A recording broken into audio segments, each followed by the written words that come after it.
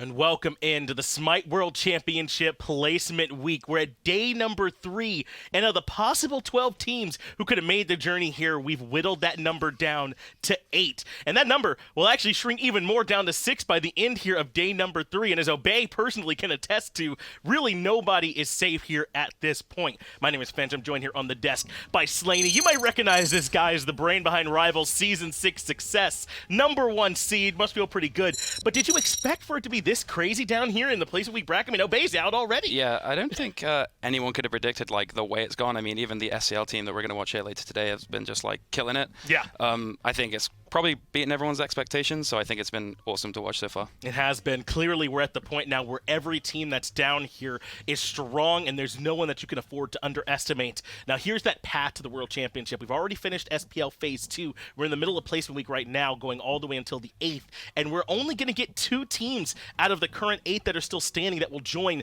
the top 6 teams at the World Championship. Your prize, by the way, is that you'll be up against either rival here from Slaney or Splice. Good luck in that matchup. Let's go ahead and take a look at the bracket as well. This is the journey the teams have taken. Remember, Hype, the team that's still going right now from Console, is actually the Console World Champs. They won the Console Wars back at the beginning of this bracket. They did end up dropping, though, to Outcold, so they are in the lower bracket now. And as you can see, SK's path has been very comfortable throughout. They've moved along the top end. So there's still plenty of upper bracket stuff to go, but there is also that lower bracket. You're not fully eliminated just from one loss. That's why we have the Hype v Hype happening later on today. And then the first match, Spacestation Outcold, that's the one that we're going into. And this match, Slaney, I don't know. I think this one might be a little closer than people are giving it credit for. Yeah, I think SSG, while Andy looked insane yesterday, I still think they have like glaring issues that hopefully they've talked about and worked on.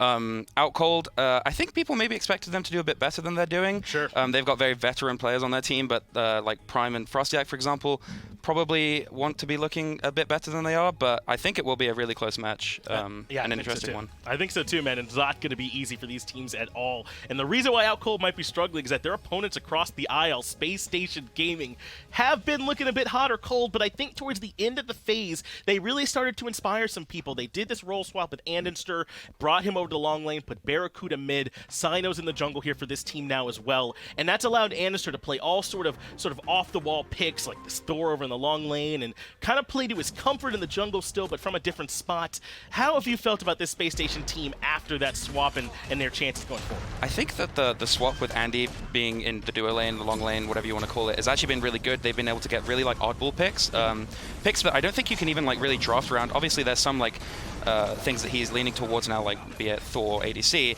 but I think it's still very hard to play around those kind of characters. It's not something many ADCs are used to, and I think and he clearly, like, he's played it for his whole career. Like, he's really good at the character, and I think it's actually played really well for them. It's very hard to draft into them, I would assume.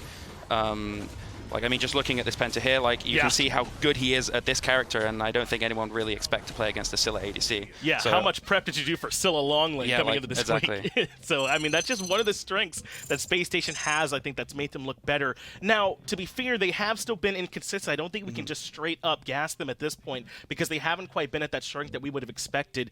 I mean, what are some of the things that you've seen with this team that have maybe been part of their weaknesses? Anything stand out to you from what you've seen? I think JeffHindla's still having a bit of issue. Like, maybe it's adapting to the meta. I'm not sure exactly what his issue is. Sure. He's a good player. No one could deny that. But it seems like he just can't find like a hold in the meta and like what he wants to be doing, how he wants to pick.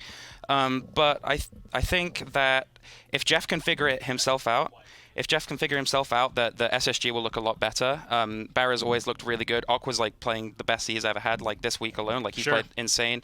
Obviously, Cyno is still like a beast. Like, even though he got his first win yesterday, he's always been a really good player regardless. So I think it just kind of revolves on Jeff. If he can like get a hand on things, then they're going to be in a good spot. I think you're right. There's something to be said for maybe this just not being Jeff's meta. He's one of those true supports. I used to think of Ionic that same way, but he's done a much better job kind of adapting to this current meta.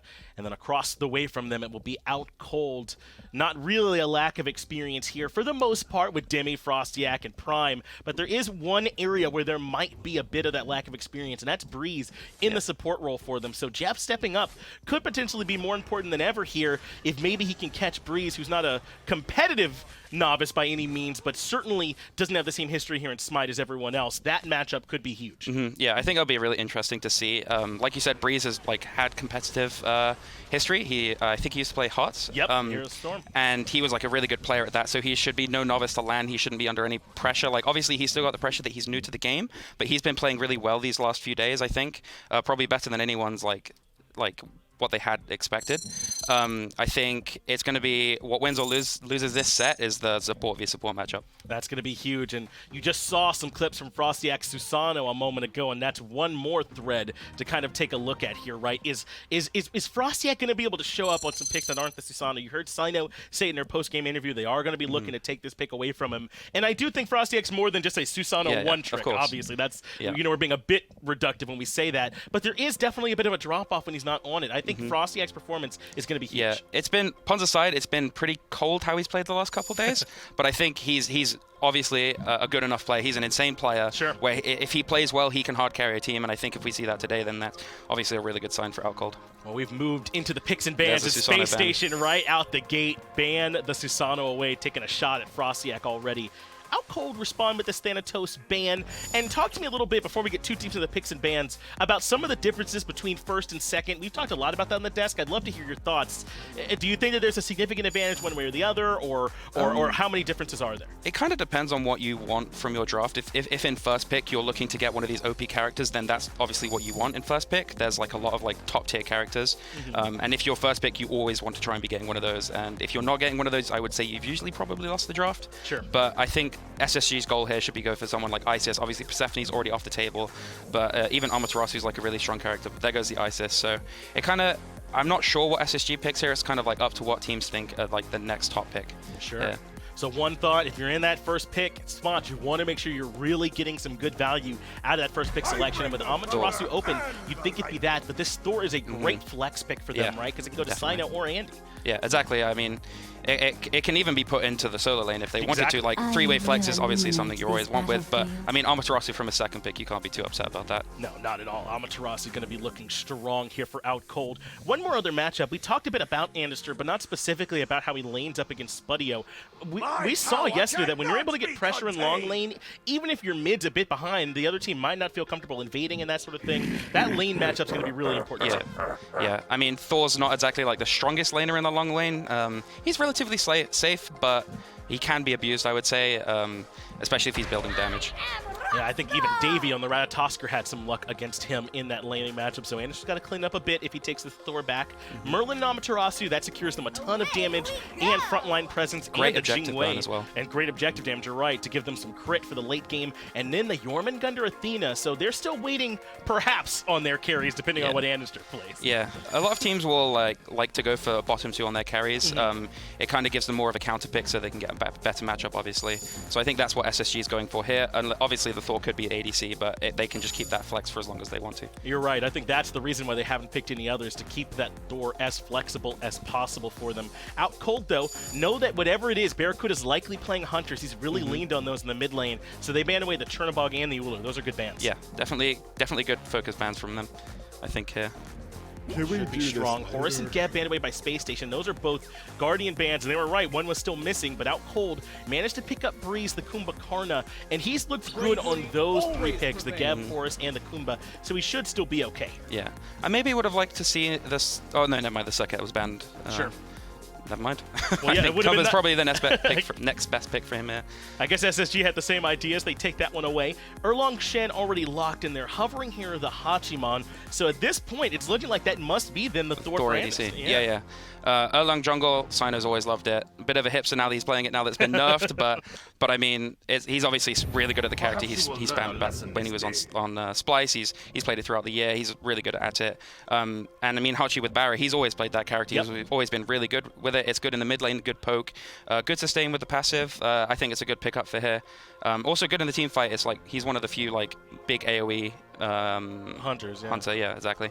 No, you're right. I mean, Hachiman can kind of cover some of that gap. This is a weakness, though, that I'm wondering is starting to develop for Spacestation. Because andinster likes to play these assassins and BaRRa will almost always play hunters, it feels like sometimes they could be lacking magical damage. Are they putting too much burden on Aqua with this Jormungandr to also be doing damage, or are you okay with the draft like this? I think SSG's draft is perfectly fine. There's so many good hybrid magical items that give you defense and like pen or power even, that Jormungandr can be doing fine. He can get to the backline, no issues, and get damage on the backline.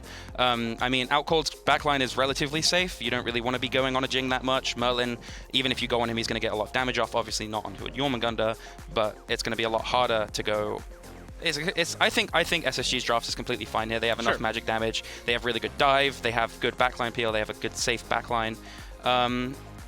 The one thing I worry about with Outcold's draft is the Nemesis pick. Even though Kumbhakarna is a CC powerhouse, they don't have that much CC in their comp. I mean, Jingwei has a knock-up, obviously she has a stun with the ult, but they don't have that much CC to follow off with Nemesis being 0 CC outside of the slows.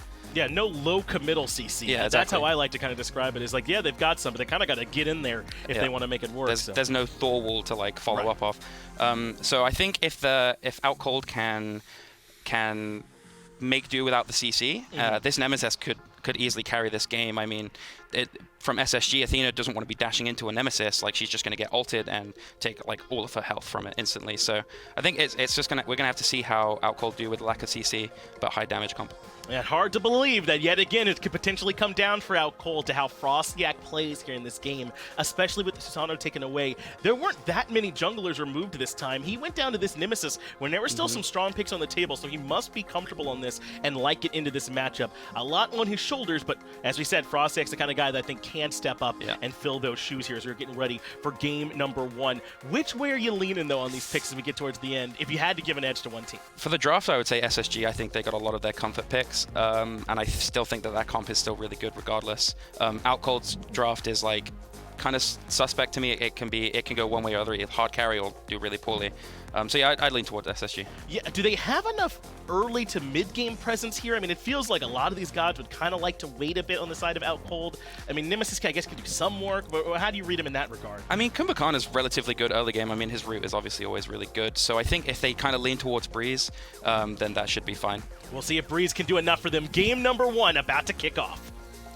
Thanks a lot there, John Finch. Slaney, welcome to the desk. And to everyone watching, welcome to the battlefield. Tom Manager and Ryan Agro Bailey here. And of course, you know who's with us, Ryan? Is it Doug? The Doug! Yes, dude, I was really hoping it was going to be Doug. The best observer in the business. Spacestation Gaming taking on Outcold. Should be an interesting one here today. You know what? The floor is yours, Ryan. What is your most interesting point about these two teams? I mean, for me, it's andinster back on the Thor again. A pick that he has just frankly not looked good on so far this week. I mean, when he's playing the things like the Scylla, I mean, he gets the pentakill that nearly wins SSG the game. The Thor, on the other hand, bullied by Davey on the Ratatosker yesterday in their matchup against Rival on console. I just don't love him on this pick right now. It just hasn't impressed me yet. Now, it only takes one big game, I think, to put Andy back in that groove. andinster, definitely a momentum player. When he starts to feel it, he's gonna really turn the Jets on. And obviously, his pedigree on Thor is very, very strong. And that's where I'm at. I think if you're going to repeatedly come back to this despite the adversity, and you know, the thing is, sure, the resume is a little dusty, but that Thor from andinster is old school and hella powerful. So, like you said, it only takes one game. We're here in the type of tournament where that one game could just extend your lifeline. And it feels like this solo lane also is going to be very important. The side lanes here are what I'm really looking at. So often we look at this 3v3, but for me, side lanes have really stolen the show for the most part so far this week. Yeah. And I think that Aqua has looked better than he has basically all season. I think that what Dimi has been able to provide when he's on a roll is exactly what Outcold is needed. And how well can Aqua kind of handle this really tough, I think, Amaterasu matchup. It's very difficult for Jorm to get away from all that pressure. Well, Cyno's going to look for the level 1 gank, level 2 specifically. The dash already down for Spudio, and he'll be safe and sound. Worth noting, and he missed a double tap there like he did the last time it was off cooldown. I'm just saying. the poke potential from Thor, I think, is a lot of what allows Andy to play this pick here. But you got to hit your poke, man. Can't just let it fly. That being said, I mean, Jingwei, the poke is so irrelevant against her in comparison to other matchups. It's curious to me that Outcold actually decided to give Spudio this Jingwei. Spudio has been a real key member of this team all phase and all year, but I haven't been super impressed with his level of play so far this week. I expected a little bit more. Not that it's been bad, I just think that Spudio is a premier ADC at the minor league level, and as such, I expected him to be able to compete with SPL level ADCs. I agree. This is the pick that tells me that they just want him to relax, not die, and then come to the lane, come to the team fights later on, and make a huge impact, which is a very solid strategy against these long lane assassins that andinster's been playing. You don't have to get aggressive. 3-on-1 here, Dimi in trouble. A little knock up there, and it's first blood for Spacestation Gaming. JeffHindla gets the last hit off the assist of, well, JeffHindla. Aquarius and Cyno, the damage dealers for that one. That's perfect timing. Blue buff comes up right at the same time. No rotation over from FrostiaK or Breez, those two sitting in the mid lane. So that kill on the Dimi, well timed. And when Spacestation is willing to do things like that, get aggressive early on, look to make plays, that is a good sign for me, because this team has struggled quite a bit if they just sit around and on their hands. Frankly, what we saw from them in game number 2 against rival console yesterday, I thought was them just kind of reacting a whole lot. Yeah. And it kind of got them punished. But Cyno, despite the struggles that he's had individually this year, still one of the best players in the entire league at pushing leads when he gets them, and so getting him a lead and letting him manage the troops from there, I think is a really good win condition for Spacestation. Yeah, I mean, Cyno sure did not have the type of season that the world's MVP is supposed to have, right? I mean, he won his first set all year yesterday. I had to show him where the post-game interview was. They were walking the wrong, him and Andy were walking the wrong way. I was like, oh, sorry. Yeah, this way, guys. I apologize. That's a real laugh for me. That is not funny. That's not a funny thing. I felt a little sad. Yeah, that's a little sad. But the turnaround here potential, because it's, you know, a little bit of momentum, sure, but realistically, it's more about kind of finding that route. You can kind of retrace your footsteps. If you lose all year, it's very difficult to say, all right, so what worked? Whereas once you finally win a set, and let's, you know, call a spade, it wasn't exactly Splice they were going up against, but you at least have the motion to go through, and you can understand. Cyno's very much a guy that kind of needs to have that pathing laid out, and now that it is, I think we can expect a little bit more from him this time around. Another blue buff invade being set up here by Spacestation. Jeff and Breez both to level 4, but everybody else has access to those ultimates. FrostiaK going to his speed. He's not here. No rotation in from Prime. He had just backed, so that's another blue buff that goes down. I think that Spacestation identified exactly what I've seen so far against Outcold, or for Outcold, which is that Dimi, when he gets to the lead, is very good at pushing it, really team fights very well, but Outcold as a unit don't do a great job of always being at their buffs on time. Very good observation there. You know, Dimi has traditionally been that type of player that can play at a deficit, and that's the old storyline, but at the end of the day, he's just as powerful as any other Amaterasu in the lead. So deny it. Absolutely. Aquarius right now has had about half a level above him so far. Talking about impact players. Aquarius for a long time last year was the guy I was looking at on the Spacestation Gaming team.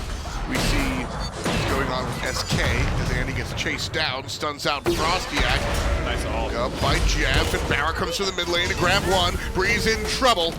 And in the passive, that'll be the double kill for BaRRaCCuDDa. Wonderful start there for Mr. Salter. And Spacestation Gaming. 3-0, nice and early, 6 minutes in. I mean, you were talking about how lovely it was to kind of see them get active and aggressive early. Absolutely, and this is exactly what you'd hope to see, especially on the right-hand side. Aquarius is ahead because 2 or 3 blues in a row. Dimi hasn't gotten them. And then on the left, that was andinster looking to make a play on a FrostiaK, and he hit it. I mean, he goes up in the dunk, was likely looking for Spudio, finds the Nemesis instead, and goes, sure, I'll take that. Gets the beads and the ultimate from FrostiaK. Frosty overextends, just doesn't have a whole lot of damage right now. We saw a Nemesis ban against Outcold yesterday, and it kind of made me scratch my head, because I'm like, who's playing Nemesis these days?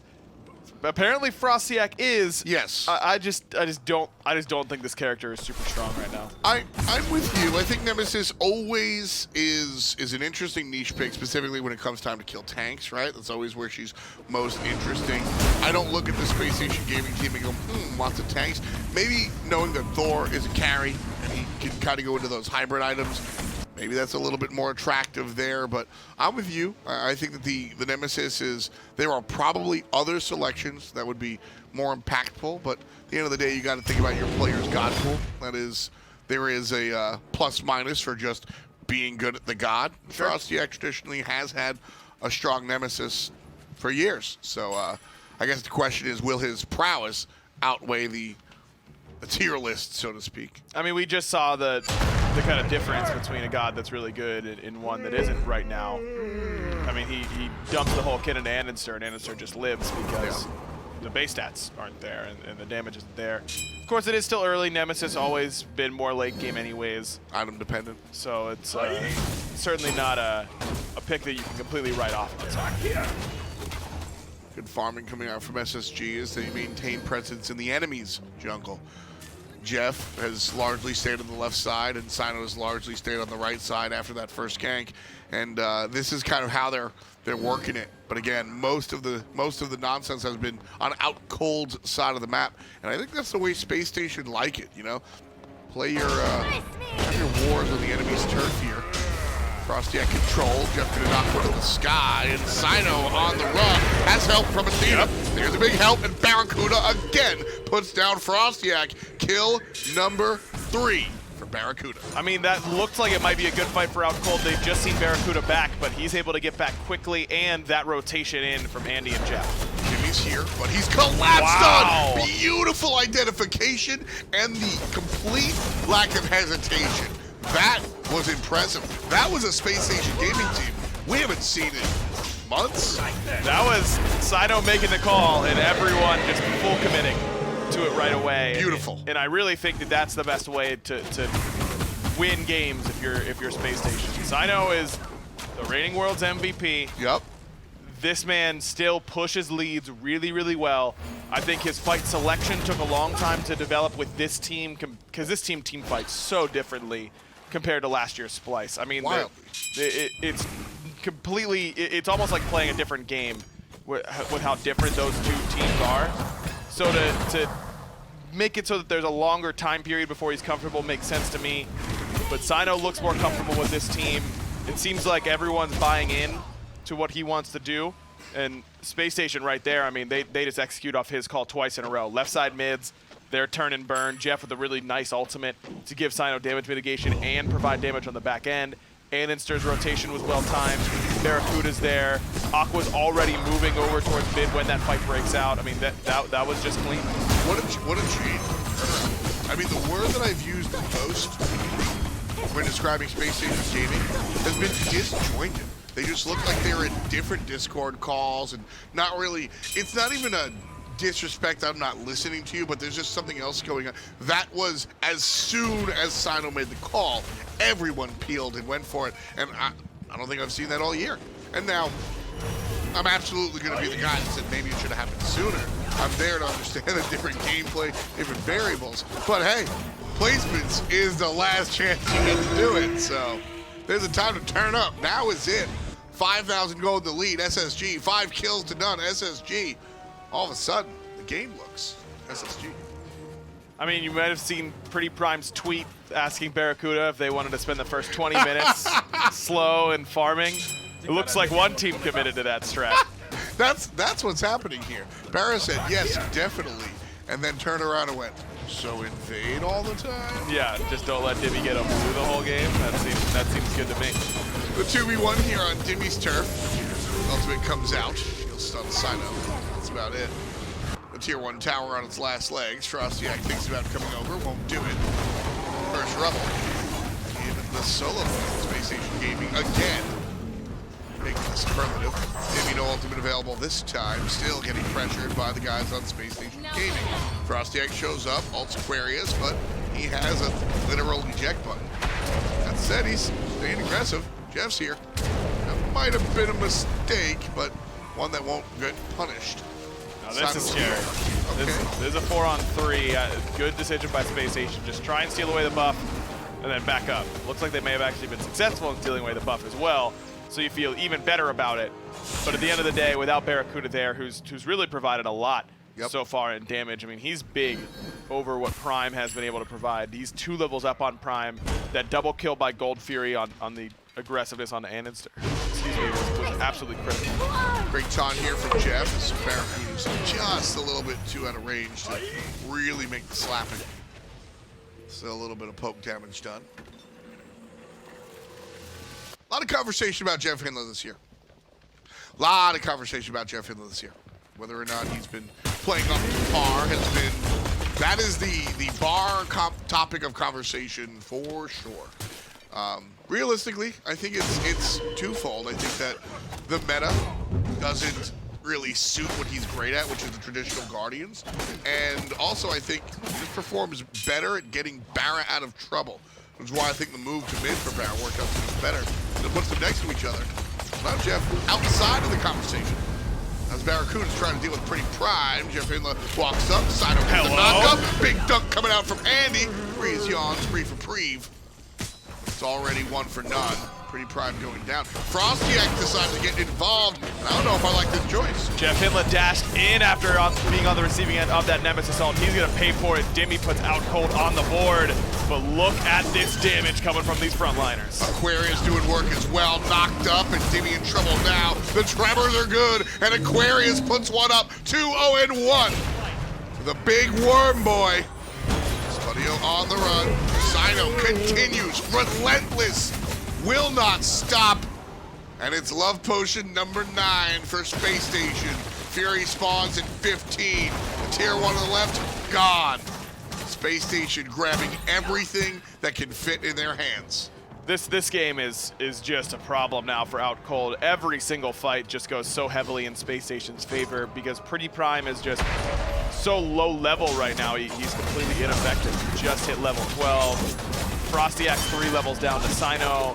Dimi's 3 levels down to Aqua. I mean, these early buff invades, I understand that FrostiaK's speed was on the same timer as Dimi's blue. So every time that a blue buff was happening, FrostiaK was on his own speed because he doesn't want to fall behind, because he was falling behind because Cyno's invading blue. Right.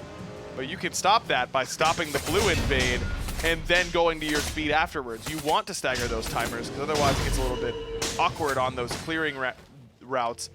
Just Outcold did not look awake in the first 15 minutes, to be honest. I mean, how many blue buff invades went without a single rotation from Breez, Prime, or FrostiaK? Yeah. That can't happen. Maybe we'll dash away here. That last team fight, though, we were talking about how differently Splice and Spacestation Gaming play, and I think that team fight is a prime example.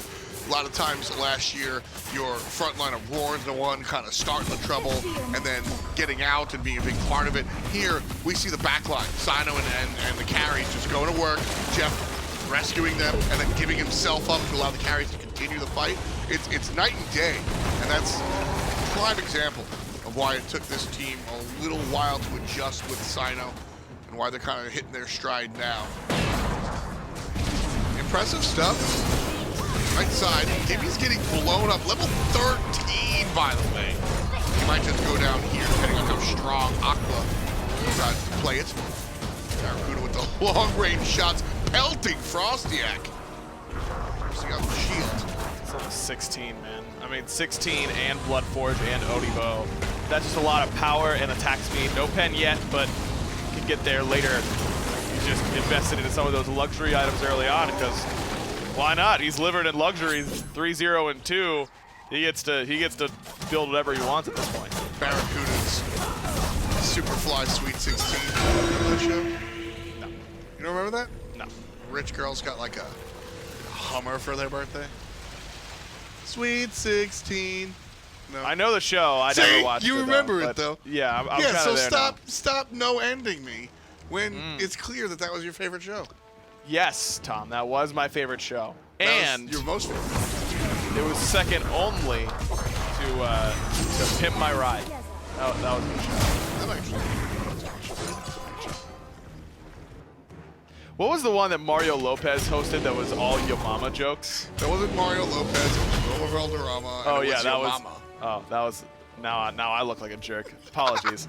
I really thought it was Mario Lopez. Yeah, that show owned. I watched a lot of that show when I was going to sleep at night at Comedy Central. It all makes sense. Sure does, doesn't it? It really does, folks. Space Station Gaming, a little bit more than just jokes here, though. They're looking pretty serious in the early stages. 17:40 on the clock, and it's 9-1. And Space Station Gaming making this look like a 9-1 matchup, even though I believe it's a lot closer than that. Dimi and Breez gonna get taunted. Jeff with a great identification, and Breez gonna go down easily for the Aqua Breath. Dimi falls down, double kill for the solo later. BaRRaCCuDDa on the chase, and Spudio will find the dash away. Level 17 finds BaRRaCCuDDa and the Thor player. Aqua level 18, the experience gap is the conversation here. 12,000 gold is all well and good, but that experience gap is abysmal. Prime found himself in the wrong neighborhood. Definitely don't want to be there. And he puts up a dozen for Space Station. I mean, look, Outcold Gaming yesterday in their first game against SK lost 19-0 in 17-something minutes or something, and just looked like they couldn't compete at this level at all. But that was And SK. then- That's everybody's favorite for the tourney. Sure, but then game 2, Outcold Gaming win. So it seems like they are slow starters. And look, starting every best of 3 down 1-0 is not a good way to win. But this doesn't mean to me that this set is completely done with. It means that Outcold need to get their breakfast schedule better. Gearing up, Cyno already deep as he can be. He misses, but really just joins the party. Space Station Gaming have all the numbers in the world. Aquarius zoning out the entirety of the team. There's no Phoenix here, boys. Left side tower could be the target. Fire Giant still up for a number of minutes.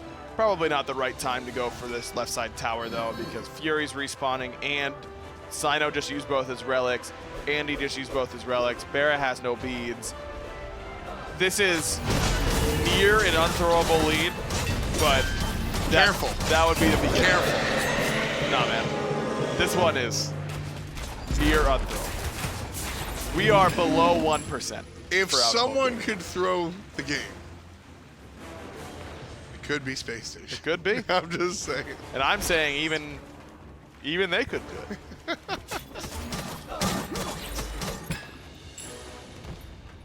There's a chance, though. Yeah, less than 1%. So you're saying. Yes, There's a I've chance. already agreed with you that there is a chance.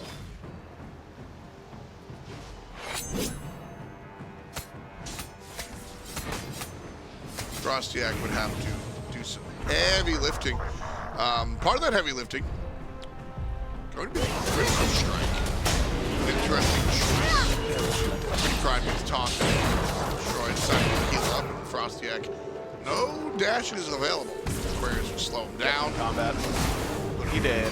Hit the ground. Kill secured by JeffHindla. Space Station Gaming have what I would call an unthrowable lead right now. That's a good term for it. Thanks, man. No problem.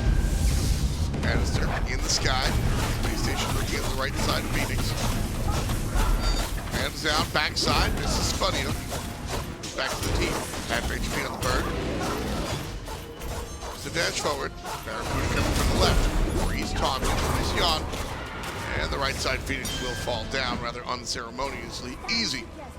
Space Station Gaming clocks in and clocks out.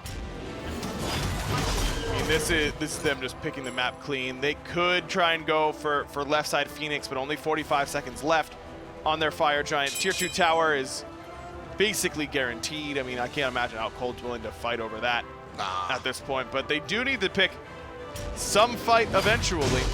That fight on the right side, Phoenix, is unpickable because they had 2 players get killed on the right-hand side while clearing out the wave, so that one is untenable for sure. Here in left, I mean, you've got to take a fight at some point. This is the fight. This is the fight that you take. I mean, Phoenix is there, and Jeff's going to force it. Spudio taunted into the long-range shots on the BaRRaCCuDDa. Aquarius waiting for players to enter his zone. He's halfway done with the objective already. And he lands on FrostiaK, and in turn, Frosty earns the ultimate on andinster. And a frenzy's popped to the side of Outcold Dimi. Andinster getting walked down by Frosty. Very low, finds the Thor player, but Dimi shows up, and immediately SSG turn and burn and put Dimi down before he can deal with andinster.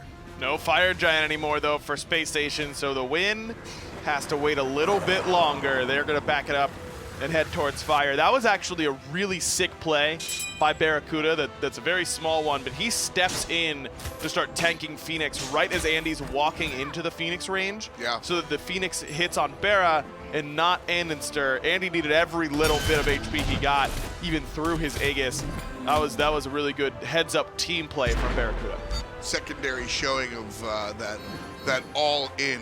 There clearly has been a conversation with Spacestation where they've said, all right, boys, this is the last hurrah. You know, we go home. And so follow the call, whether you believe in it or not. And that said, that has been the difference maker for me, is how Spacestation Gaming, how quickly they are responding to everything. Andy getting out of there only happens because all 3 of those players on a dime turn and burn. I mean, that was impressively fast. Another Fire Giant gonna go Spacestation's way. This one should be the swan song for Outcold, because I mean, they've only got 1 Phoenix to take. The other one's still a little bit away from respawning. Fire waves are well pushed on this left-hand side, so they won't have help coming from the left for too long. Maybe Spacestation wants to wait until that fire wave begins to put some pressure on the Titan room. But at this point, I feel like they can just all in the Titan. That's the game plan here. Right side, and Cyno just doing what they can to FrostiaK. He finds himself running tail between his legs, and Aquarius and Cyno find the jungler. The Titan goes down. Spacestation Gaming take game 1 with fervor. 24 minutes and only 1 death. That's as clean as it gets. I mean, Spacestation looked like they were in complete control for minute 1. And credit to them, they do, you know, you can only play the hand you're dealt, but Outcold just did not look ready to play here in game number 1. They've got to wake up quickly, man. Drink some coffee, because game 2 you don't have to wait very long for it. And at this rate, we might have to wait very long for the set to be over. Drink some coffee. That's Jeff always brings his giant jug of He loves his coffee. You see him run out, he's gonna go grab some of that coffee. That said, yeah, Outcold need to wake up a little bit, but this was more about Spacestation to me. I usually don't shy away from the fact that, well, look at who you beat. But this situation, no, this was all about the teamwork and the turnarounds. Very, very impressed about what Spacestation Gaming is doing. We'll see if it's enough after this.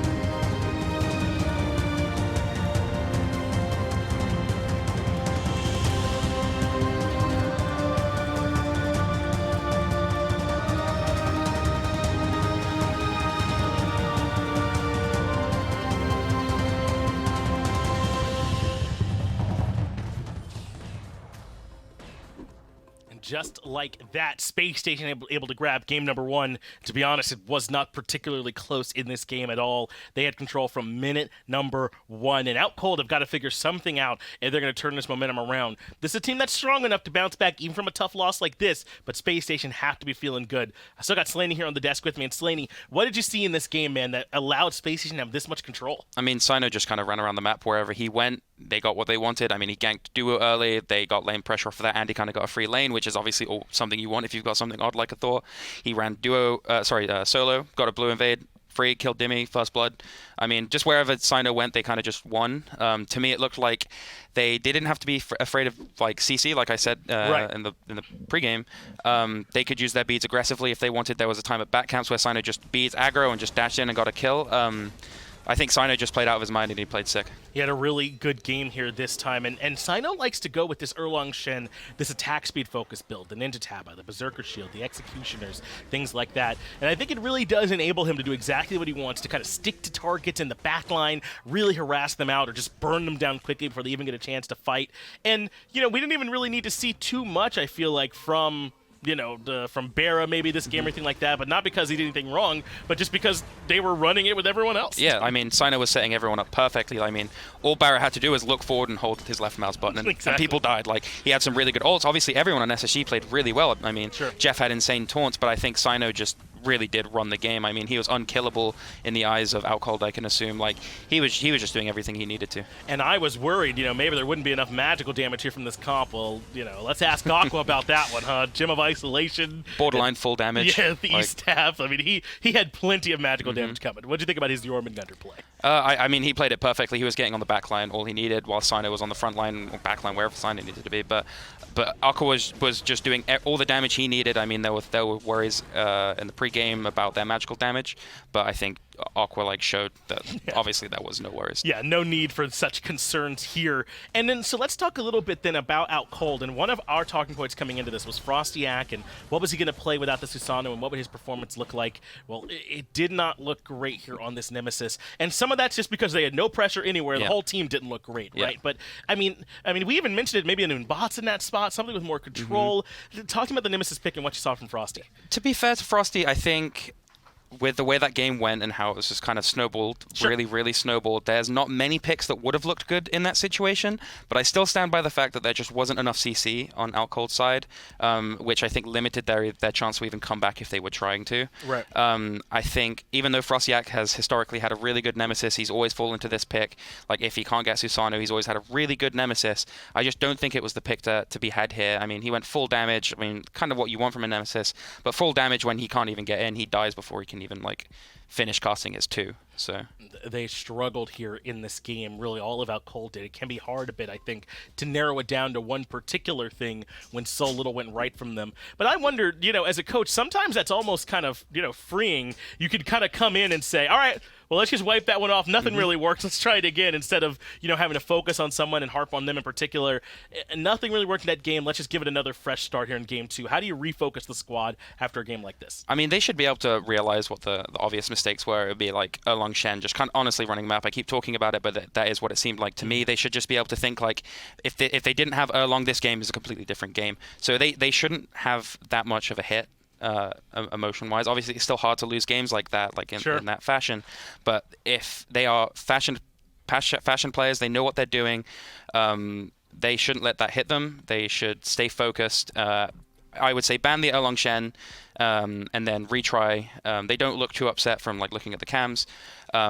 Just retry and start fresh, like you said. Exactly right. I mean, they have to at this point, because these are lower bracket matches. These are our elimination matches. The Outcold could potentially be going home here, despite all the hopes that have rested on this team. Remember, Prime was considered an elite mid laner just last year before he had to take a little bit of a step back. Dimi, also an elite player too. These players want to show they certainly still have it, and this could very well be their last chance if they were to drop here for this game. We're about ready to move into these picks and bans. And I don't think there were any particular problems from Outcold in it. I I do wonder if maybe they'll take the first pick here this time. It looks like that'll be the case. You get to pick as the team that lost. And maybe from this first pick spot, they can do a little bit better. Yeah, I think they might look to take away Thor. I mean, FrostiaK's a really good Thor. I wouldn't be surprised if Dimi were to play it. Sure. I don't see Spudio playing it, but Spudio does like those kind of oddball picks, so it's not out of the book. But I do think taking Thor away from Andy, or just taking it away from SSG in general, will be really smart. And I think in first pick you can get away more with banning like comfort picks. So they should be able to ban the Erlang Shen as opposed to not having to get rid of like the Persephone, the Isis kind of characters.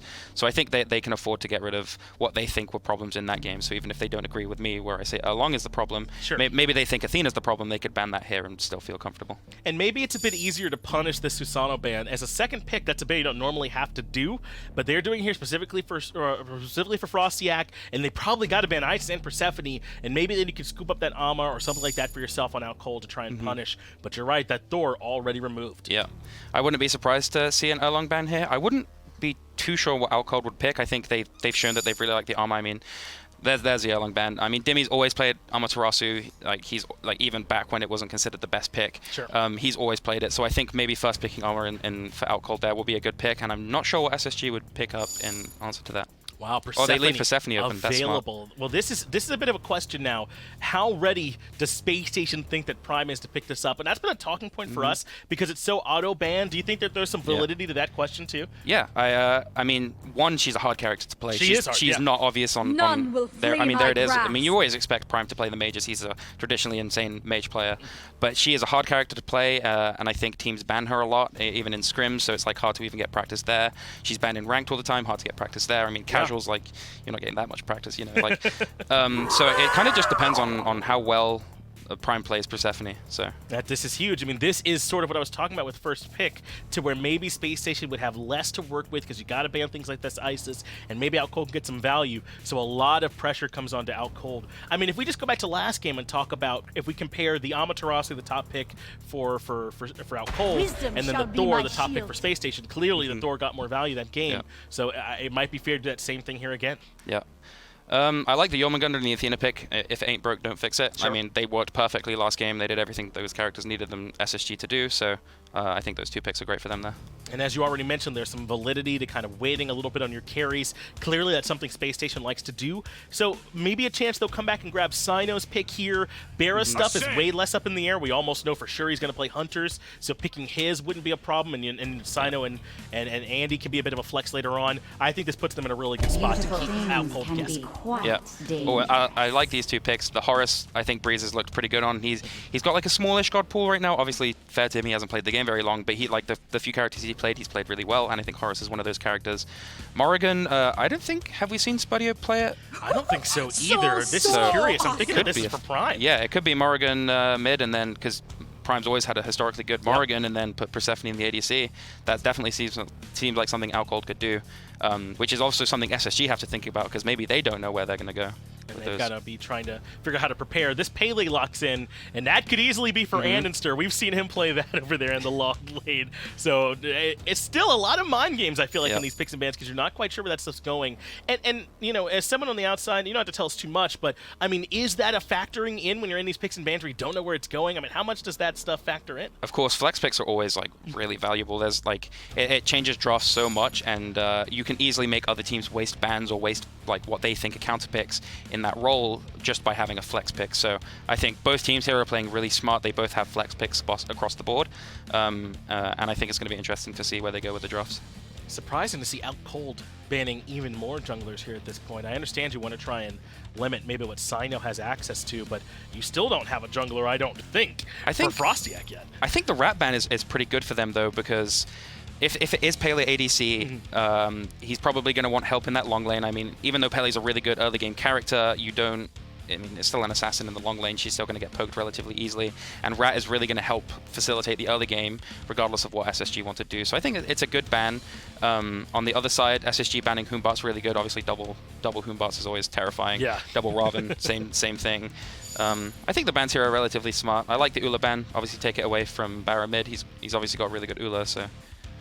Looks like they're more worried about that than the Chernobog. That's kind of been that other go-to for BaRRA a lot in the middle lane as well. So I wouldn't be surprised if that one ends up coming in. But you're right to point out both the Raven and the Unbots bans, not just because those would be good picks for Morrigan to turn into, but they're trying to get at FrostiaK's God Pool. Clearly the Nemesis didn't particularly impress them last game because despite a bunch of jungle bans, they've left that one open. So they're not worried about it. One thing to think about, though, is that this time Outcold have a lot more CC. I mean, just Persephone ult is probably more and better CC than what they had in their entire draft last game. So I'm not too worried if they were to pick the Nemesis game. I think it's fine. I really like if that is a Mercury lock-in, I like that too. I like Outcold's draft a lot more this game. Yeah, 9th picking Amaterasu doesn't feel too bad either. I imagine to hand that one over to Dimi. And with this Mercury and Amaterasu hover, it looks like we were probably right about the Persephone Morrigan. That's going to be Prime and Spudio playing those. And yep, I'm a 9th pick back in the hands of Dimi. I don't know, man. It looks like Outcold have done a much better draft at the draft this time. Yeah, I much prefer their draft. That Awilix is relatively scary. It's really good into Horus, I think. I mean, obviously, SSG have like 15 million knockups combined, I think, roughly around that number. Yeah, something close to just about that. Nearly everyone except the Athena going to be able to do plenty of setup. Oh, and then if it's not knockup setup, taunt's still just good setup, right? Exactly. So, Awilix not in any bad spot here at all, if that is going to be the choice. I mean, they've got the age-old combo. Athena taunts, Awilix is behind him. What are you supposed to do? You just get knocked up. Easy free knock-up there for the Awilix as they lock this one in. Yeah. So I know that you were saying that you like this draft here better from Outcold. I feel like it's going to be really reliant on FrostiaK playing well in this Mercury, and then the Morrigan being played well from Prime. We've seen this Erendite build kind of pop back up, and that's brought Mercury back in. You think he is kind of a top-tier jungler with that extra help? Yeah, I think he's gotten a lot stronger, a lot better with the Erendite build that's been kind of discovered for him. I do worry a bit about Outcold's team fight, though Persephone and Amaterasu both obviously really good in team fights. SSG's draft is pretty similar to what they had before. They won't have the Erlang to run the early game, but Pele is obviously going to be a lot better early game than the Thor, so that gives them a lane to play around. Obviously, Awilix mid-game is just a nightmare. So I actually like both of the drafts here. SSG obviously sticking to their guns with kind of what they did before. Outcold, I think, have a lot more CC. I think they have a much better draft, a lot more thought out. Seems like more comfort picks. So I actually wouldn't even be able to call it on which team. It's very close between these two, just based on the drafts. And we talked about Breez and how this Horus isn't his god pool, but there's a lot to being able to play Horus correctly, especially we started to see that To the Skies get used a lot more creatively now. That was kind of the big skill gap for him now, is how that's going to be used. Talk to me about how important it is for even that ultimate to be used well. I mean, obviously, if you never want a character that only has the 3 abilities, so he really needs to be able to get impactful ults, and if he's not, then he is literally just playing a character with 3 abilities, and that's never worthwhile. So not quite good enough. Outcold versus Spacestation. Game number 2 coming at you. Thank you, boys. Game number 2. Getting right on into it. Breez on the Horus. I've liked what I've seen out of him on this so far, but the big conversation has to be PrettyPriMe on the Pretty Persephone. This character is usually banned out, taken away from most players, but PrettyPriMe will have access to her. And PrettyPriMe does well on traditional mages, and I feel like Persephone, while complex, should be a character in his wheelhouse. It definitely has potential. I mean, Prime, one of the best mid laners to ever touch the game. Persephone, the best mage right now. Feels like, if not Entices, then feels like it's a pretty good pairing for these two. But Prime didn't look super comfortable playing against that pick earlier on this week, so that is a little bit of a concern to me when Paul was playing it. I mean, Prime didn't seem to respect the damage too much. Does anyone look comfortable playing against Persephone? Yeah, I think that it's an odd character for sure. It's a hard character to play against, but I think it's possible to look more comfortable than what we saw Prime have. Sure. I just think her laning phase is, she almost auto wins. It's incredibly difficult to play against it, and I think even seasoned veterans have issues with her. On the desk, everyone was assuming, and I was as well, that this was going to be Cyno on the Awilix. But it ends up being Cyno on the Pele. He's going to meet up with FrostiaK here. Frosty is dead. Easy for first blood. Frosty did the exact same thing to Sam yesterday, where he blinked over red buff wall at level 2 and killed him for it, and there gets a little bit of revenge, courtesy of Cyno. But I think that this is an interesting setup. Especially, I would have understood the Awilix ADC more if Spudio was on the Persephone. I wonder if Outcold just waited until the very last second to swap. Because in lane against the Persephone, I mean, Flourish is so critical for her being aggressive and defensive that being able to Awilix pull that every time feels really potent. But Prime's in mid, so that's not really an option. I'm surprised that it's a Awilix ADC for sure. Yeah, we also saw Awilix, or excuse me, we also saw the Pele do poorly last time Andy brought it out to the lane, so maybe it's just a reflection of that. Breez getting wrapped around on BaRRaCCuDDa, beans are good, and BaRRa finds safety in the tower. But the Awilix would undoubtedly be a better matchup. For sure, agree with you there. We'll see how it works out in the long run. Awilix obviously works out well in the jungle because she can move around real quick and has good clear. The benefits to her in lane, I mean, we've seen her solo side once upon a time. And he jumps out there, no problem. But usually few and far between an oddball pick out of Cyclone Spin-esque players. So this is largely new territory, but Andy has been successful by exploring new territory here, bringing Scylla back from the grave, etc. So I'm here for it. First of all, you got to give credit to Cope when we're talking to Awilix. So that's his thing. Sure, give it to him, yep. Secondly, I mean, it's hard for Spudio to. Oh, Andy, I don't know about this one, Chief. Didn't realize Breez was there, and even if Breez wasn't there, he's taking an awful lot of damage in that moment. Has to be. He's probably trying to set up for Jeff's rotation in, but that's a bad time to get super aggressive because Cyno was invading blue on the right-hand side. And again, a blue buff invade. At least FrostiaK was there for this one. Just couldn't secure it. Present, for sure. You were going on about the Awilix pick, though. Talking about, Cope's prowess with it. I mean, you just kind of have to all in your opposition all the time. That's the only way that you're getting kills consistently in this lane, especially when there isn't a leap that you can easily pull. You usually see it against those characters that do leap often.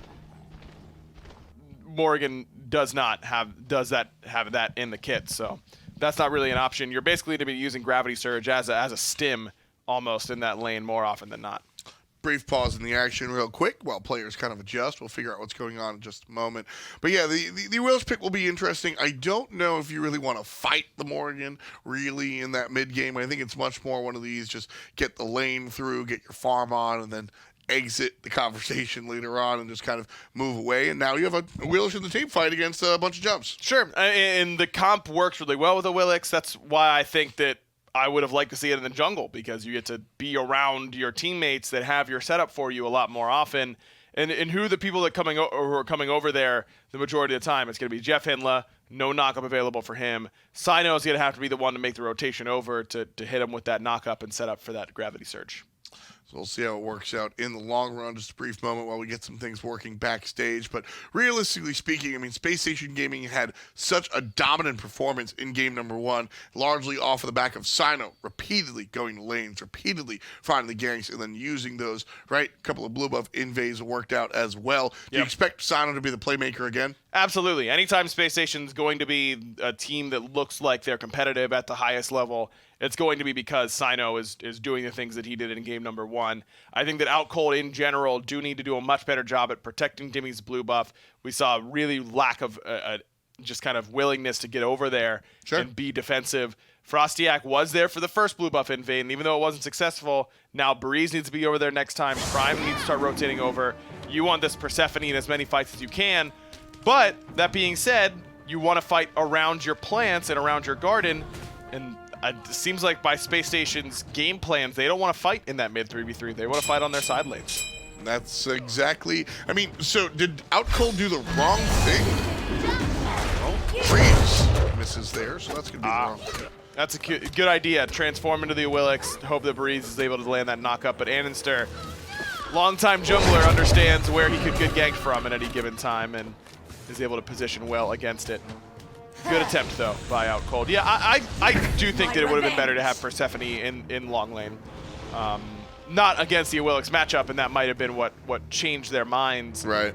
But I think that you just want to fight where Persephone has her feet planted as often as you can, because that's where her plants really get their value. for Cyno. Cyno has help from the Athena ultimate. Slam it down. Breez with a nice time dash will avoid the damage, but the damage from everyone else is something he can't avoid. Aquarius gets one, and Prime trades out, taking down Cyno. The ultimate from the Worm, not enough to save JeffHindla. FrostiaK gets the kill. BaRRaCCuDDa struggling to find an angle and just could not get involved. Ultimately, it's a 2-for-1. Well done by Outcold. What do you know? You come in mass to blue buff and you win the fight. What a weird coincidence. A huge ult by Prime and an even bigger one by Dimi. A 3-man stun off that dazzling offensive. Just huge. And credit to Breez. He looked absolutely toasted, and he makes a really nice play with that Protector Surge to not take damage from JeffHindla's ultimate. That means that Cyno has to commit with that ult and ends up extending his life long enough to set up Prime rotation. Breez now surrounded. Spacestation looking for their revenge. The knockup again. Not enough as Breez again finds the friendly dash. Real impressive there from the support player. Working out well for him so far. 2-2. Tie game. Outcold Gaming still down 1,000 gold. So maybe tie game is a misleading statement. I apologize for that one. Spacestation still have general control of the early game, but Outcold showing that they're certainly not sleeping like game number 1. It's also the picks in this game, I think, lend themselves better to Outcold fighting this early in the game. I mean, Mercury is a really good setup god at this point, not necessarily the hard carry that he will transform into later on, but still provides a whole lot when it comes to the setup, and Dimi's able to follow up, do enough damage for both of them at this point in the game. Jeff shading over. Breez is aware. So this won't be a surprise to Spudio. FrostiaK's looking for the ult, doesn't use it. Was just waiting to see if JeffHindla wanted to initiate. Then that turns into a 2-on-1, what Spacestation thinks they have as a 2-on-1, into a 3-on-2 in Outcold's favor. And those are usually the most devastating counter ganks, when you feel like you got the advantage and then end up losing that advantage in manpower very quickly. Ping's still coming out on andinster. Nobody near that location to make use of it, though. The 3v3 returns back into the middle lane. Interesting that Frosty's not going for the Erendite. This feels like almost the agreed-upon core build right now for Mercury.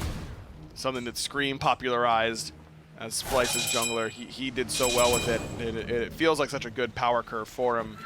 A little surprised that FrostiaK's going a different route. Probably going to be Stone Cutting Sword. That is also a key item we see a lot of on Mercury.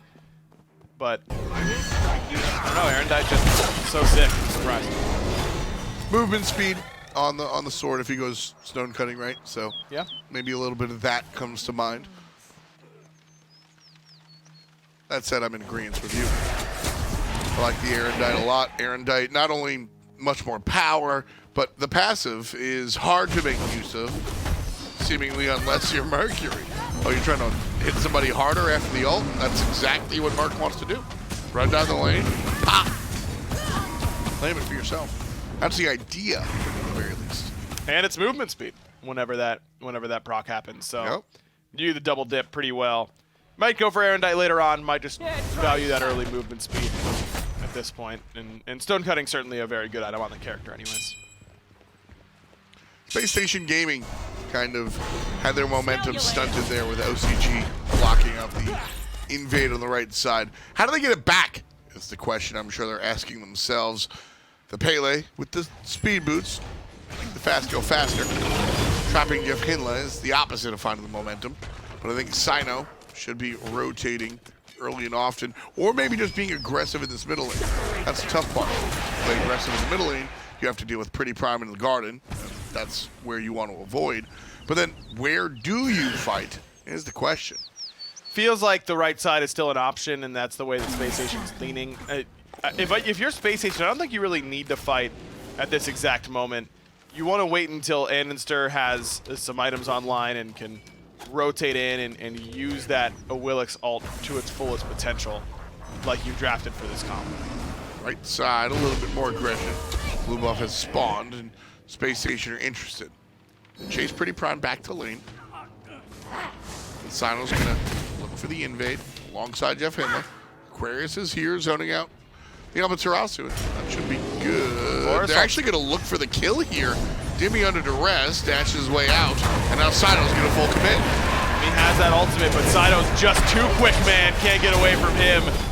This dude very comfortable on the Pele. Did cost him his beads, but still worth that kill as long as they don't lose gold on the other side. Looks like they just might. A gank attempt on andinster. Again, Spudio used the ultimate. As did Breez, didn't find it, but that much committed on the right-hand side. Gold Fury goes down. With the Pyromancer for Space Station, I mean, Gold Fury's worked pretty middle this early on. Remember, that scales as the game goes later and later. I feel like Space Station still come out ahead. Very, very close. You see that right there from up and down. It was a 1,500 gold lead. Now it's a 1,440 gold lead, wave to wave. Yeah, I'd say Space Station still comes out just the way they wanted to, despite the fact that they gave up that Gold Fury. And that's an interesting timing thing, because if that happens 5 minutes later, it's not in Space Station Gaming's favor. Gold Fury, like you said, scales with time. And so making sure to heavily invest in the right side and even things up is it's a high-level kind of thought process there. Commendation deserved for Space Station Gaming. Return to the middle lane. We return to likely another lull in the gameplay as we wait for larger objectives to respawn and players become strong enough to look for the Fire Giant. Right now, like you said, Space Station are deterred from fighting in the middle lane because of PrettyPriMe, and that means they're largely deterred from fighting in general. It's also BaRRaCCuDDa on the Jing Wei. This is just not where Jing Wei does the majority of her lifting.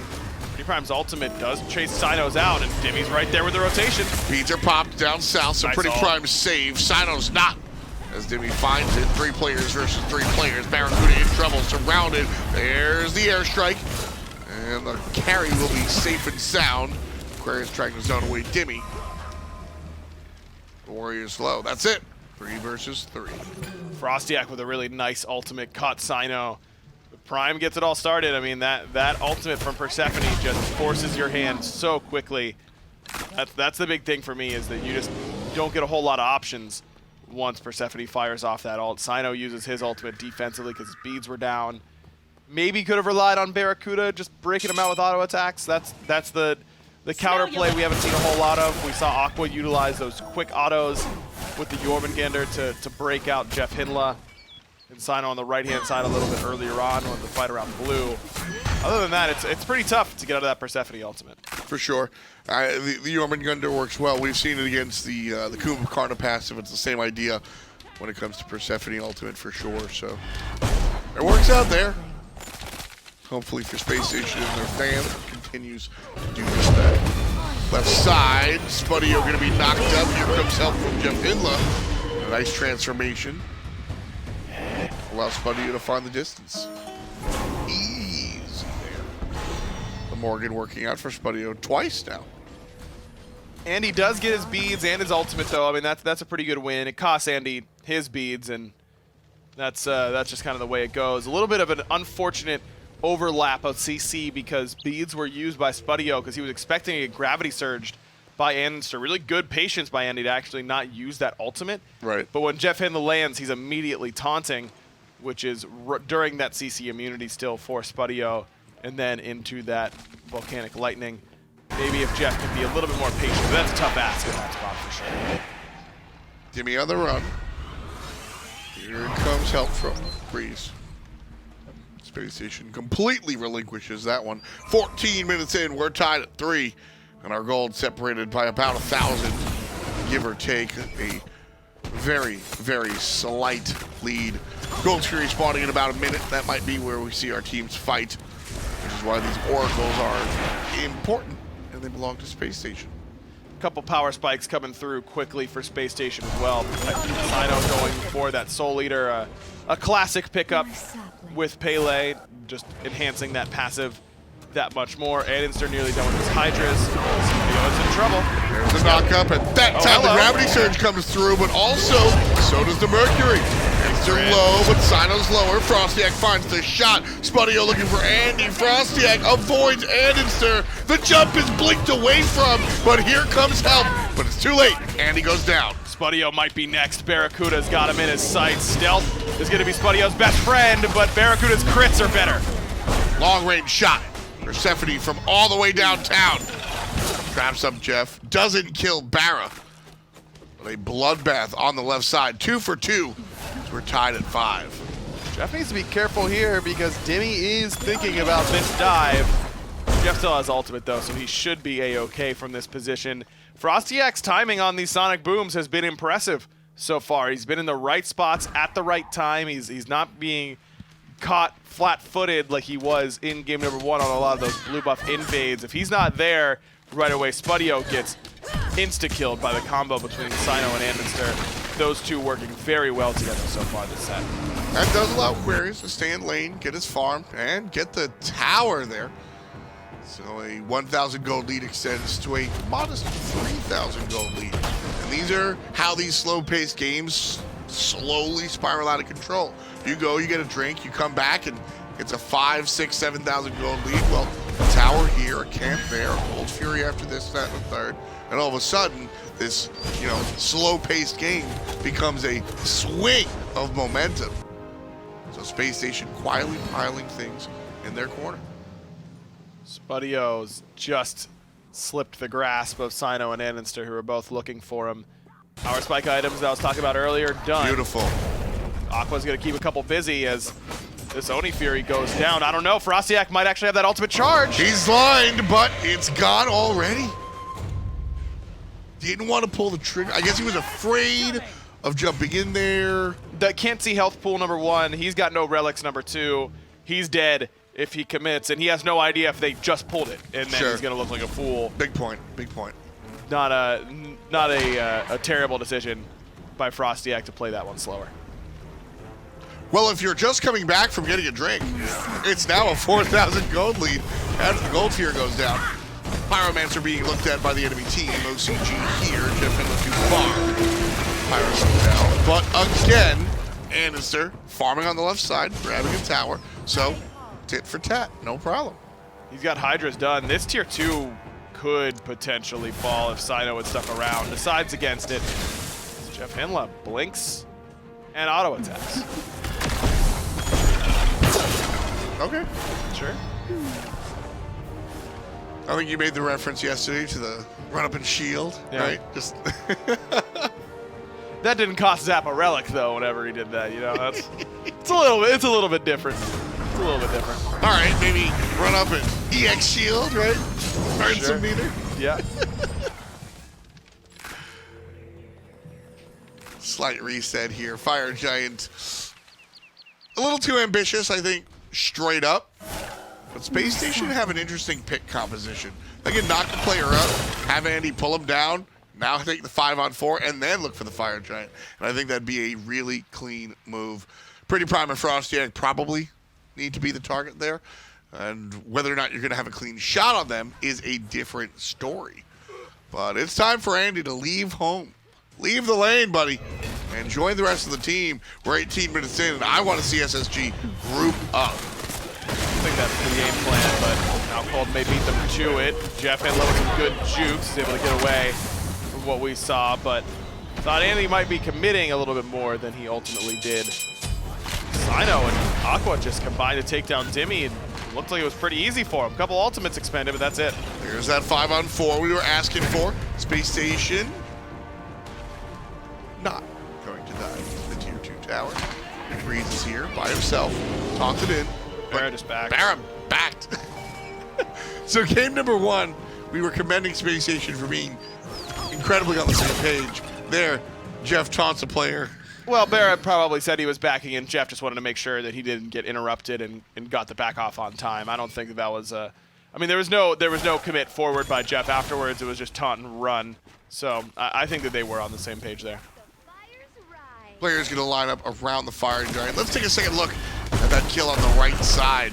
Aquarius and Cyno go ahead and take advantage of Dimi under the tower. It's all just a surprise blink. And despite the ultimate, Cyno and solo laner get the kill. Yep, that's just Pele damage, man. She still does that. Yep. Pretty well. The ability to all-in commit with Volcanic Lightning, pretty strong.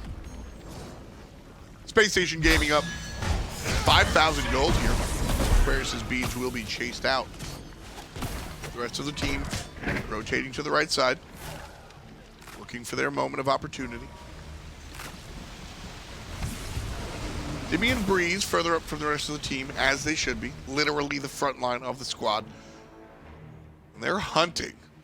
There's no backline with them, so if they get somebody, I don't know what they're going to do with them. And he avoids a lot of it. SSG spread out, not really looking for the big objective just yet. Lots of Magi's cloaks for the boys of Space Station, particularly the assassins and andinster and Cyno. And this is to stop Spudio from being able to make a big play and just one-shot them off the stun now that he's got a lot of itemization online. I mean, Spudio's in a good spot. Level 18, he's got a lot of the core items online. Prime on the run.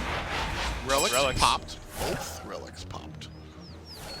Space Station going to be preparing for the Primal Fury coming up in about half a minute. And that will help them look for the Fire Giant, of course, later on. 7% more effectiveness. One of the harder to nail down as far as the effectiveness of Furies.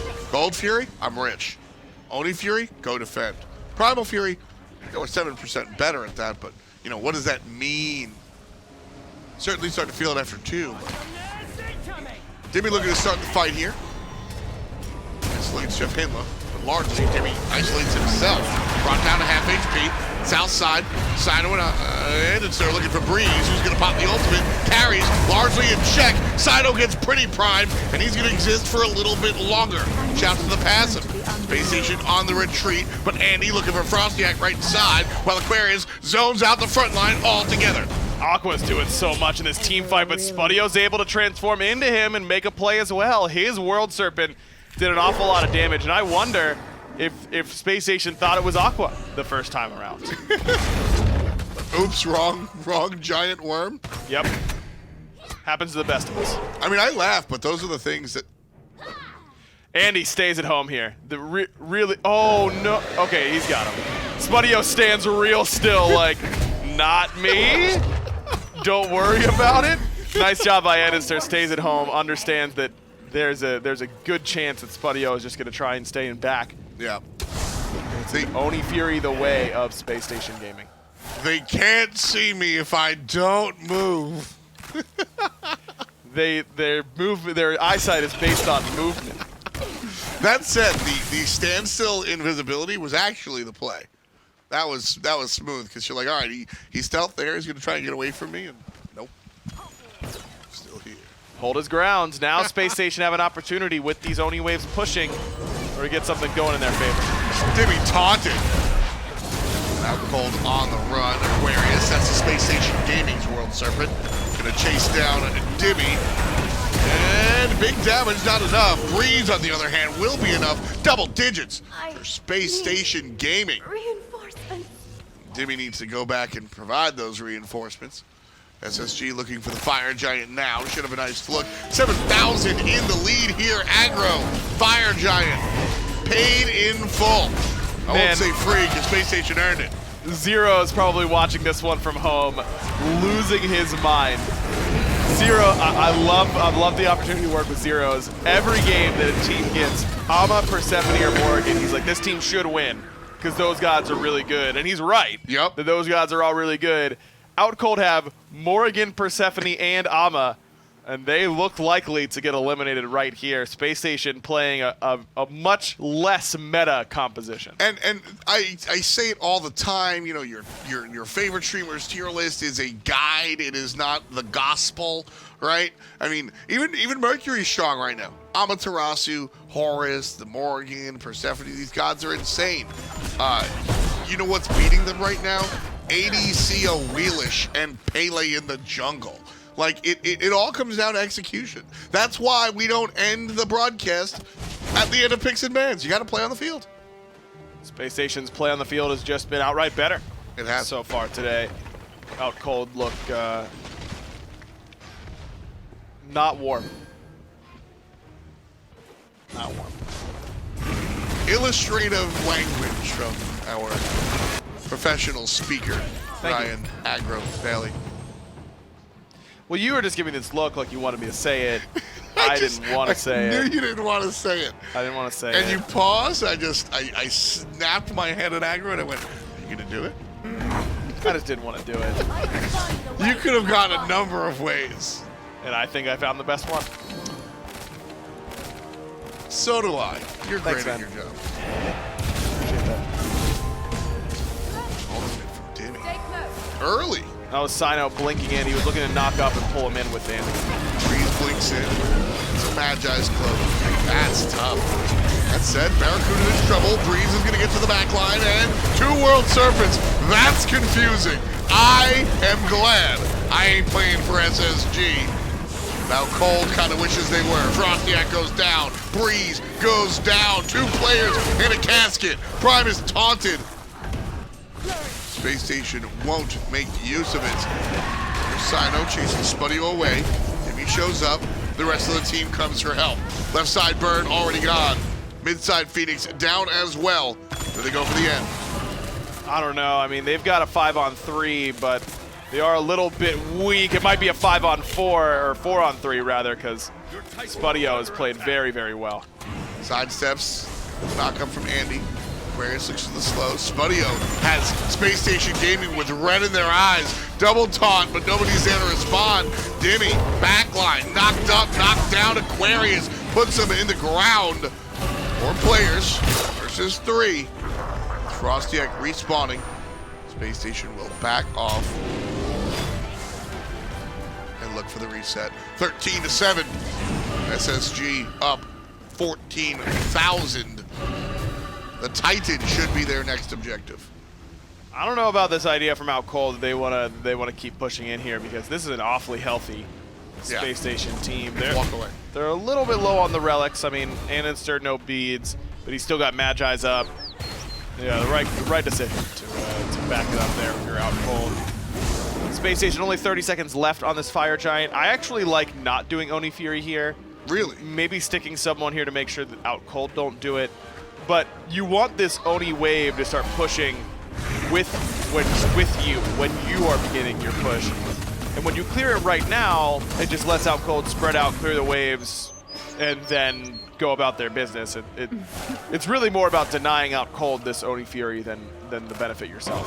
But you're saying you want to see Space Station wait for the next Fire Giant? Because why not? Yeah, exactly. You want to wait until next fire, or until your team is starting to push right, or about to start pushing right, then we get the next Oni wave. As of right now, I mean, maybe that's their game plan. They'll try and meet up with that wave. That's what I would say. I believe the Oni wave is the one spawning right now, not the one that's pushed all the way up these waves. Yeah, it is. It is the one that andinster's right next to on the mini map. So you've got a little bit of time, but by the time these start reaching where you want them to reach, Fire Giant will be should be already a foregone conclusion anyways. I'm of the opinion, always better safe than sorry. But I see him do the Oni Fury, and I say just march it down with the Oni Wave. Fire Giant will spawn while you're attacking the right side. Oh well, but no one wants to leave the buff on the table. Fire Giant up. Likely to go down very, very quickly. That Oni Wave will take the tier 2 by itself. Honestly, Fire Giant will go down so quickly that they might still have Oni minions left to go join up. Yeah, they will. I mean, Spudio's on his way over, because look at how far out Breez and Prime have pushed that left side Fire Wave. FrostiaK tries to do a little bit of the same, but doesn't quite get it as far. I like that Cyno and andinster are kind of moving together. Yep. Right now, they're going to be looking to just knock up Dimi and try and get him pulled in off that gravity surge before his ultimate goes off. Breez gonna block, blink in one more time. FrostiaK all the way to the backside. Grabs BaRRaCCuDDa, finds himself half HP. Spudio's gonna put him 0, but Barra finds the ultimate over the fence. Cyno shows up, and FrostiaK toasted andinster with the last hit. Breez taunted, Prime taunted, and here comes the World Serpent on the other side. PrettyPriMe dead, Andy again with the kill. Now trying to escape and won't. Spudio gets him invisible. Good idea by andinster to try and just trade out and get one more, but ultimately a little bit short. A 2 for 2. Good defense by Outcold. FrostiaK has a really nice ultimate. Spudio again is able to make a nice play on this Morrigan. I just don't think it's going to be enough to keep their Phoenixes alive because BaRRaCCuDda's coming back fully healthy. Aquarius, Naka, Breez looks for him. There's a big taunt from JeffHindla, and BaRRaCCuDDa blows up Breez. The crits are strong, and Barra makes it count 2, 1, and 7 for the SMITE veteran. Came back fully healthy. He's ready to look for the left lane as well. And Aqua still has TP, so he can come back into this fight very quickly. Already back and ready to go at full HP. This left side Phoenix, I don't think there's any way Outcold saves it. PrettyPrime's gonna spawn in a couple of seconds. It's just a pursuit for the Phoenix. Aquarius trying to zone out. Barra finding the shots, and down it goes. Spacestation unlikely to keep pushing, and they won't. The retreat is good for now. Dimi barely surviving with a sliver of HP. Did his best, but like I said, that left side Phoenix is a foregone conclusion. Barra just level 20, fully 6-slotted Jing Wei. Yep. You can't zone that. It's just a little bit too difficult. With that, Spacestation Gaming, all in their hands, in the driver's seat. Whatever turn of phrase you want to use, the wind is in their favor. 18,000 gold in the lead. Illustrative at this point, to be sure, as players looking to sell their boots right now, but certainly illustrates the type of dominance we've seen here in Game 2 and Game 1 for what it's worth. Game 1, perhaps even more dominant than our second one. Definitely. I mean, what, only one cold? Or one kill for Outcold, rather?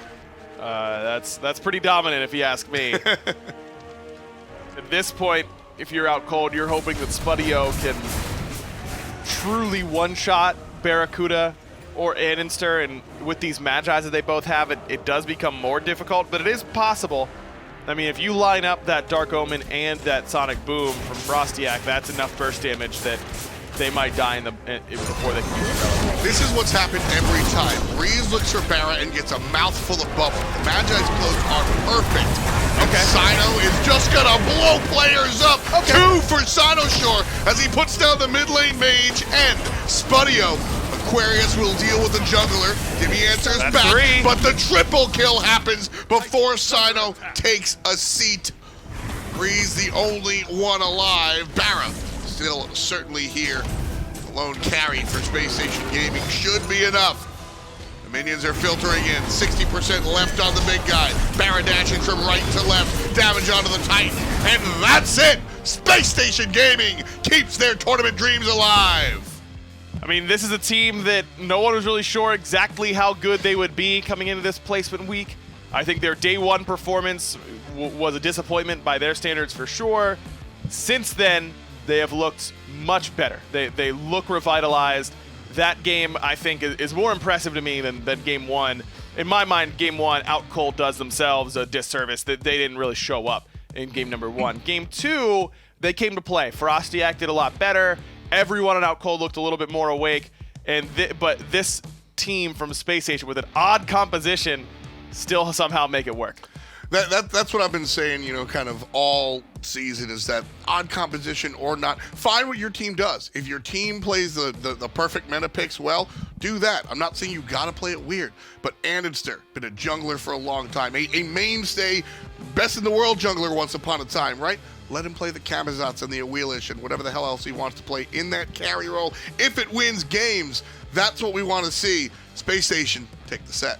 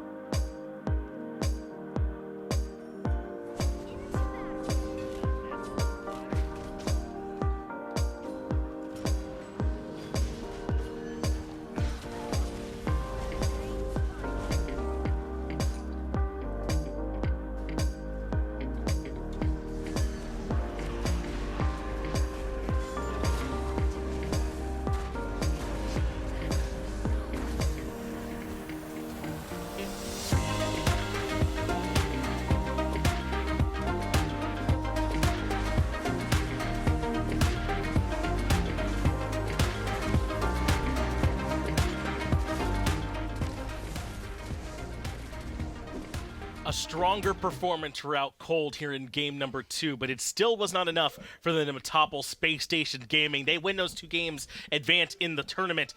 As for Outcold, that will be the end of their season. But still, I think they can at least feel good about the way this season went for them. I got Slaney here with me on the desk. And for an SMLEU Outcold team that struggled up until now here, Slaney, I'd say that they had a pretty good showing. Yeah, definitely. I think they should leave with their heads held high. They still played really well all season. I think they should be really proud, especially Breez. I mean, he came in, I think, halfway through like their season in general, and he probably impressed everyone that watched.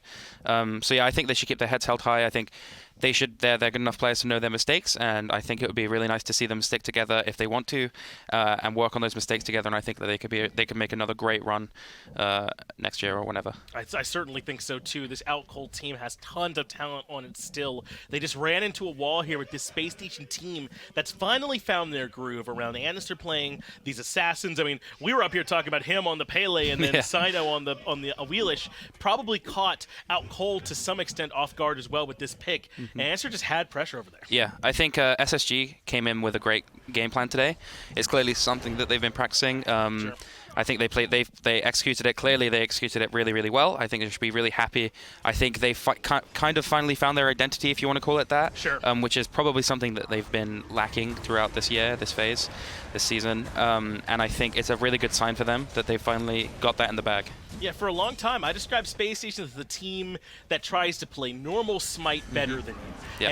And that used to work for them, but a lot of these teams are coming up with their own ideas and strategies, and that just doesn't cut it anymore. Maybe this is what they need. Now, at the same time, once you define your identity, it's also defined for other teams. I wonder if there might be some weakness there. If you know andinster's going to be looking for these assassins over there, sometimes late game, maybe you can get pressure. If you understand BaRRa's going to be playing a lot of hunters, maybe that's another thing you can exploit.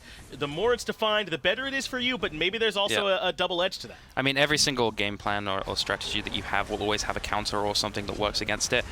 Some obvious more than others. Sure. And from my initial impressions, I would say that this game plan that they have, while it's really strong, I wouldn't say it's unbeatable by any means.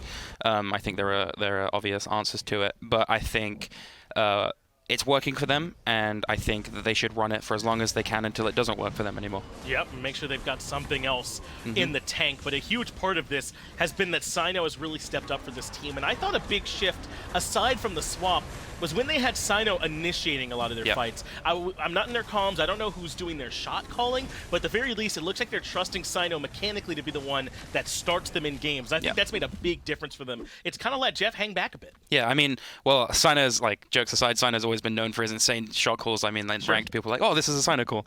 Like, he's always been known for his really, really good shot calling, and I think today he clearly showed that he, like, ran the game. I mean, he did everything he wanted. It looked like that what they wanted to do was just have Cyno run the early games and then have it transition to wherever the lead was like made.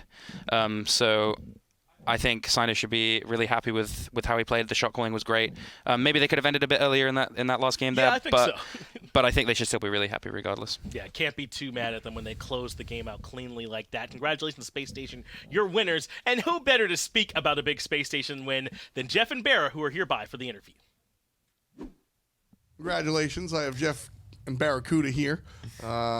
First of all, glad to have you here. Congratulations on the victory. It certainly has been a while to see you guys in the seat, but we ask questions here, and you answer them. So let's talk a little bit about that first game. Dominant performance. Where'd it come from? We just kind of knew what they wanted to play, and we knew how to abuse it. And in our earlier sets, we did not play the game that we wanted to play, especially against Sanguine. And we just couldn't let that happen today.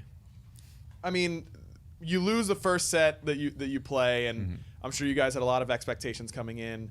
Was it hard to mentally reset? And because you've looked so much better since that first day. I don't think it was that bad. And honestly, you go to sleep and you wake up, and what are you gonna do? Cry and complain about it? Just you have to play. Go play well. That's all you can do. Well, it's one thing about forgetting about the loss, but it's another thing entirely to turn up and bring the win. It looked like there was a conversation. It looked like something clicked, something happened, something was different. Can you tell us what it was? It was just our strategy. Well, we also knew exactly what they wanted to play, and we knew that they weren't scrimming that much. So when you're not scrimming that much, you've got like one or two strategies, and if you take one or two of those strategies away, it's really hard to play the game. And we gave him Persephone, and we kind of just assumed that he hadn't played Persephone that much because it's banned and ranked, and I don't think they scrim that much. So we're kind of just banking on him not knowing how to play it that well. I mean, you guys seem to be really much more on the same page than you were towards the back end of the year. Was there a conscious decision in regards to the shot calling, kind of giving the ball over to one person, or is it just playing together for longer? I think it's playing together for longer. We after all of our scrims every day, all of our SPL stuff, we do talk about like what's going right, what's going wrong, what we need to fix and adjust, and it's been like an in motion thing and stuff. So it's just been progressing. Well, you guys got some more sets going on tomorrow. Of course, it's going to be a long day. What's the confidence level of the team as you guys trudge on? Really high. We just got to play our game. That's it. Well, awesome. Much respect to that. Congratulations on the victory. Hope to see more. Thank you. And we'll be back with the Pro League after this.